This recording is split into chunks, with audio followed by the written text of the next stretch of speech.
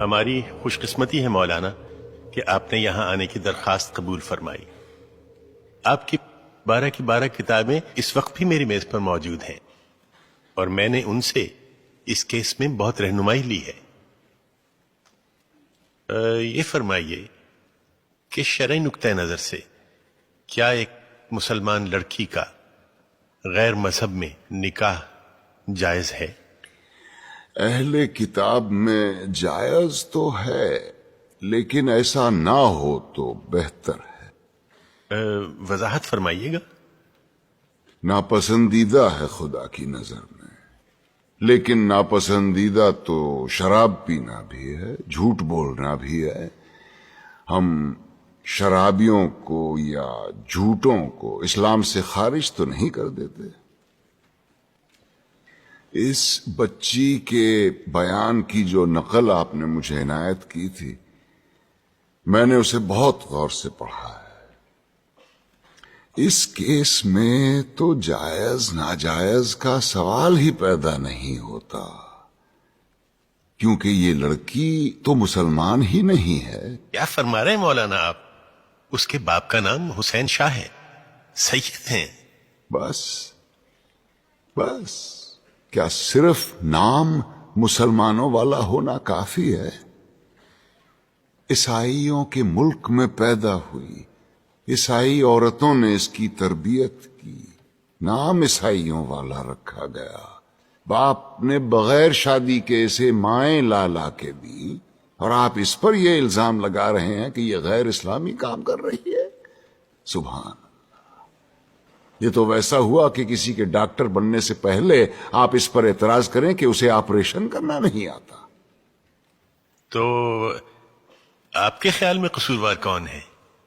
ایک ہیں اس بچی کے والد صاحب، اور دوسرے ہیں ایک محترم مولانا صاحب، جنہوں نے اسلام کی ایک نہایت غلط تصویر دکھا کے اس بچے کو جذباتی کیا اور اسے ثواب کا لالچ دے کے اس سے گناہ کروایا۔ گویا آپ یہ کہہ رہے ہیں کہ ایک باپ اپنی بیٹی کی شادی اپنی مرضی سے نہیں کر سکتا؟ صرف اپنی مرضی سے ہرگز نہیں۔ اور اسلام ایک لڑکی کو اپنی مرضی سے شادی کرنے کی اجازت دیتا ہے؟ اجازت؟ حق ہے اس کا، پیدائشی حق۔ حدیث کی کتاب کھول کے دیکھیے، ناسائی والیوم 2 چیپٹر کتاب النکاح ورق نمبر 403۔ نبی کریم صلی اللہ علیہ وسلم کے پاس ایک عورت آئی، کہنے لگی یا رسول اللہ، میرے والد نے مجھ سے پوچھے بغیر میری شادی کرا دی تھی، مجھے اپنا خاوند پسند نہیں ہے، میں کیا کروں؟ ایک لمحے کا توقف کیے بغیر آپ نے فرمایا میں ابھی تمہارا نکاح ختم کیے دیتا ہوں۔ وہ بولی بس رسول اللہ، مجھے طلاق نہیں چاہیے، میں صرف اپنا حق معلوم کرنا چاہتی تھی۔ حدیث کی دوسری کتاب کھولیے، بخاری شریف والیوم 3 چیپٹر کتاب النکاح ورق نمبر 94۔ خنسا بنت خزام کہتی ہیں میرے والد نے مجھ سے پوچھے بغیر میری شادی کرا دی تھی، مجھے خاوند پسند نہیں تھا، میں رسول اللہ کے پاس گئی، انہوں نے فوراً وہ نکاح منسوخ کروا دیا۔ لیکن مولانا آپ یہ کیوں اپریشیٹ نہیں کر رہے ہیں کہ حسین شاہ نے کس مقصد کے تحت اپنی بیٹی کی شادی کی تھی؟ اور مولانا طاہری نے تو سرمد کو، جو کہ ایک ناچنے گانے والا، جینز پہننے والا مغرب زدہ نوجوان تھا، اسے اسلامی حلیے میں ڈھال کر ایک عاشق رسول بنا دیا۔ حلیہ؟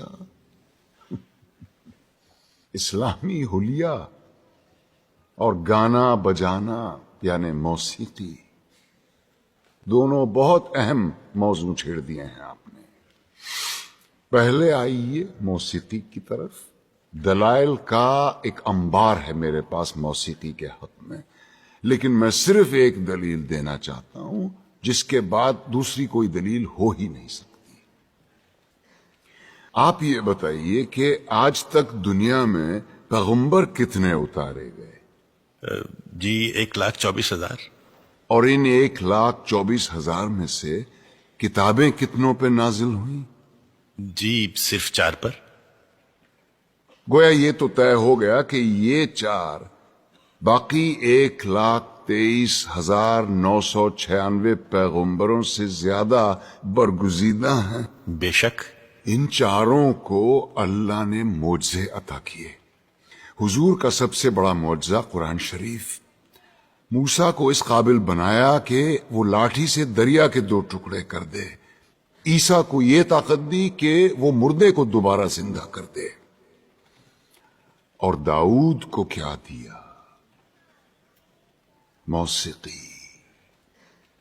ایسی سریلی آواز اور راگوں اور سازوں پر اتنا عبور کہ سر لگائیں تو پہاڑ ساتھ گانے لگے. دنیا جہان کے پرندے مدہوش ہو کے آواز کی جانب کھچے چلے آئیں. زبور اٹھا کے دیکھیے، یہ تک لکھا ہے کہ کن راگوں سے اور کن سازوں پہ گا کے حضرت داؤد الصلاۃ والسلام نے خدا کی حمد و ثنا کی. کیا یہ ممکن ہے کہ خداوند کریم اپنی تعریف سننے کے لیے ایک حرام چیز کا انتخاب کرے اور اپنے ایک برگزیدہ پیغمبر کو حرام چیز معجزے میں دے؟ کیا یہ ممکن ہے کہ نبی کریم صلی اللہ علیہ وسلم موسیقی کو حرام بھی سمجھیں اور حضرت عائشہ رضی اللہ عنہا سے یہ بھی پوچھیں کہ برات جس قبیلے میں گئی ہے وہ انصار ہیں اور انصار موسیقی کے بہت رسیا ہوتے ہیں، کیا تم نے برات کے ساتھ کچھ گانے والیاں بھی بھیجی ہیں یا نہیں؟ کیا یہ ممکن ہے کہ وہ موسیقی کو حرام بھی سمجھیں اور ابو موسیٰ اشعری کی قرت سے خوش ہو کر اس سے یہ بھی کہیں کہ لگتا ہے تمہارے گلے میں تو داؤد کا ساز رکھ دیا گیا ہو؟ اب آئیے حلیے کی طرف. آپ نے کہا جینس زدہ نوجوان یا اسلامی حلیہ. افسوس، صد افسوس، ہم نے معاشرت اور مذہب کو آپس میں کیسا گڈ مڈ کر دیا ہے. لباس کا تعلق معاشرت سے ہے، مذہب سے بالکل نہیں. یہ کیسے ممکن ہے کہ ایک ایسا دین جو بقول ہمارے ساری کائنات اور تمام زمانوں کے لیے اتارا گیا، وہ لباس کے لیے کسی ایک خاص یونیفارم پر اصرار کرے؟ پر ہم اتنے معصوم ہیں کہ الاسکا کے برفیلے میدانوں میں یا نیوزی لینڈ کی منجمد پہاڑوں میں بھی اگر کوئی اسلام قبول کرے تو ہم اس سے کہیں گے کہ اسلام کی تعلیمات تو ہوتی رہے گی، پہلے شلوار پہنو اور اسے ٹخنوں سے اوپر رکھو. اور یہی رویہ ہمارا داڑھی کے سلسلے میں بھی ہے. لیکن داڑھی تو مولانا آپ نے بھی اتنی لمبی رکھی ہوئی ہے. الحمدللہ، مگر اپنی مرضی سے رکھی ہے. دین نے فرض نہیں کی مجھ پہ. دین میں داڑھی ہے، داڑھی میں دین نہیں. سنت موقدہ ہے، رسول اللہ کی تھی. جو عاشق رسول ہے وہی داڑھی رکھتے ہیں. بالکل درست فرمایا آپ نے، لیکن داڑھی عشق کا آغاز نہیں، انتہا ہے بیٹے. عشق جب انتہا کو چھوتا ہے تو عاشق کا جی چاہتا ہے کہ وہ بھی دکھنے میں اپنے محبوب جیسا بن جائے. کیا خوب کہا ہے کسی پنجابی صوفی شاعر نے، سیونی مینو رانجھا آکھو ہیر نہ آکھو کوئی. کہیں ہم غلطی تو نہیں کر رہے ہیں کہ عاشق کا پہلا قدم عشق کی آخری سیڑھی پہ رکھوا رہے ہیں؟ کیا وجہ ہے بیٹے کہ اتنے لمبی لمبی داڑھیوں والے 3-3 4-4 حج کیے ہوئے حاجی صاحبان اسمگلنگ کرتے یا جھوٹ بولتے عام نظر آتے ہیں؟ وجہ یہ ہے کہ مجھ جیسے ناسمجھ عالم سارا زور داڑھی رکھنے اور شلوار پہننے پر ہی دیتے ہیں.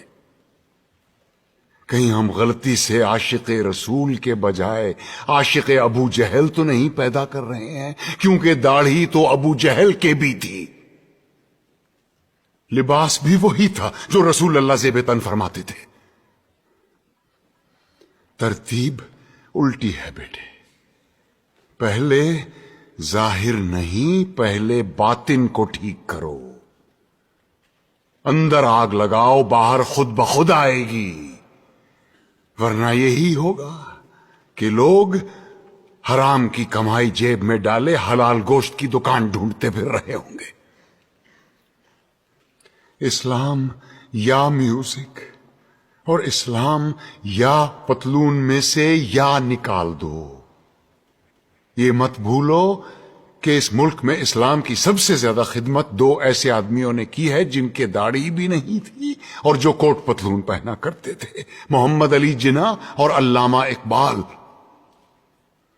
آج تم بڑے فخر کے ساتھ ان دونوں کے نام کے ساتھ رحمت اللہ علیہ لکھتے ہو۔